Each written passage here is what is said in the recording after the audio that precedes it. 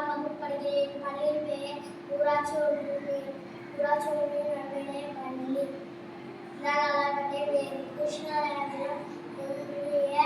அருள் மாவட்டம். அவையாறு நாட்டு சொல்லி அருள்களும் ஆர்வசனம் ஏறுவது கதவை ஈவது விளக்கே உடையது மேல் ஊக்கமது கைவிடல் என் எழுத்துகள் ஏற்பது எச்சு ஐயவிடும் ஒப்புரவோடு போதுவதோடு அவ்வியல் பேசுகிற அக்கம் சொல்லி கடிவதும்